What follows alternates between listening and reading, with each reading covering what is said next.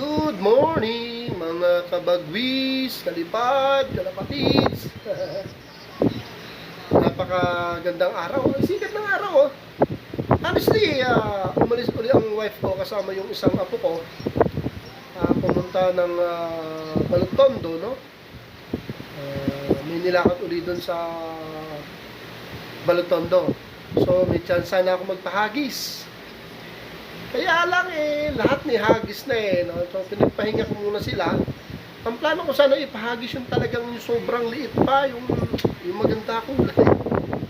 Wala pang hagis yun. Tsaka yung pares ni Pasaway, yung female ko na si Bulutong, wala pa rin hagis yun. Kaya lang masyado kong nag-iingat kasi sa babae. Unang-una, ngayon pa lang sila pa lipas inakay, no? So may palang sila na first love, so nagpares yung dalawa. Kung may mawawala, lalo na din yung babae, mawala, wala nga hagis at isa pa na lang kung ihagis, mawala, kawawa naman si Pasaway. So patatandahin ko muna. Kaya hindi muna ako nagpahagis dahil nga ipapahinga muna pati yung aking mga alaga. Yung apo ko natutulog, sarap, cellphone pa, pasyal tayo dun sa aking loft. Tingnan nyo ang loft ko, always siya malinis. Ayoko kasing marumi. Ito, kakalinis ko lang, may konting pupo na, konti lang. Pero wala kang makikitang marami, babad na pupo dyan. Yung kulungan, di ko gano'ng malinis. Pag lang, pabawas-bawas lang ng pupo. Kasi alam naman natin, screen yan, no? Halika, tayo. Okidoki. Hello, good morning. Yan. May vitamin C yan plus zinc yung kanilang iniinom. Small amount lang. Yun. Barakulista ka na. Pasaway ha. Ito yung asawa niya, si Blutong. Sige.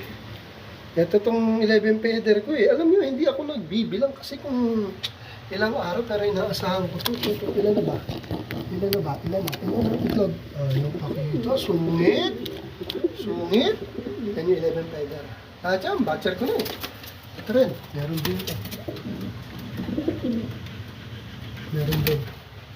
Ito yung maganda kulay Comment niya kayo mga tropa kung anong kulay ito.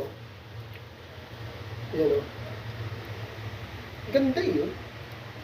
Ito, itong 11 feather ko yung naasahan ko talaga. Kasi nagbubuga talaga ng 11 to.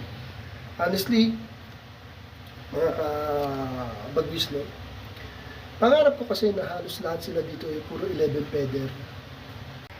Kaya lang mga kabagwis, ang ganda siguro kung lahat puro 11 feather, dapat dalawa na 11 feather ko kasi nag-aanak talaga ng 11 feather to, kaya binili ko. Okay? Siguro to mga 2 linggo na. Or magdadalawang linggo. Baba muna ako, tsaka tayo kwentuhan. So, yun nga mga kabagwis, kwentuhan natin, init doon sa loft. Yun talaga ang pangarap ko. Kasi ever since nagkakalapati ako, napapansin ko, lagi ako may 11 feather. Napakaswerte ko sa 11 feather.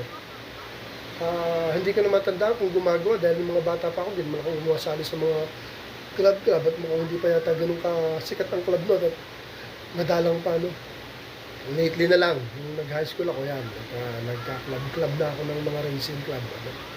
So ngayon nakadalawa ako, kasi simula ako nakadalawa ako 11 feather. Parang swerte-swerte ko sa 11 feather. Meron ako nabasang comment kahit 11 feather nga naman, kung hindi naman matalino, wala rin. Tama naman yun. Ang akin lang kasi, ang opinion ko lang naman kasi, paano ko makapag-develop ako ng matalino, matulin, or pang long distance, tapos 11 feather pa. Diba? Compare natin. Ito discussion lang. Compare natin ang 11 feather na umuwi ng pinakamalayo, let's say, MacArthur. Compare natin dun sa hindi 11 feather na umuwi rin ng MacArthur. May difference kaya yun pagdating sa liparan. Sa tingin ko merong konti. Kasi nga 11 feather tong isa. So, hindi siya hirap maglilipad. Kasi mas malaki ang pakpak niya dun sa isa. Pero syempre, Kung matalino nga naman, oo. Ang akin lang kasi, kung makadevelop ako di ba? Kung makadevelop, 11 feather tapos gumagawa pa, pang long distance pa, or speedbird pa. Di ba? Pero mostly mga ganyan, mga 11 feather, long distance yan. Hindi siya makakakampay ng sobra-sobrang tuloy, laki ng pakpak niya. So yun talaga pangarap ko, ang love ko maging 11 feather. Nag-iipon ako talaga. And ang plano ko pa nga pag ako nagkaroon ng 11 feather, at magkaroon ulit ng 11 feather, yun, hindi kayo wawala. Sila pag-aanakin ko, talaga maging 11 feather. Saka yung pares dito, 11 feather din yung mga magulang. So, balang araw, magiging 11 feather lock ako. Pangarap ko talaga yan. Hindi naman ako after na manalo sa anumang race, Gusto ko lang talaga, yung umuwi lang sila, masaya na ako nun. At tayo naman, mga pan-share, diba? Pag umuwi, napakaligaya natin. Lalo na kung magkaroon ako ng trophy at nag-uuwi talaga sa Manalayo. Yun ang pinaka-the best na gusto ko mangyari. Kahit simple love lang ako, yun ang gusto ko. Okay, yun, masyado na ako nag-drama, mga kabagis.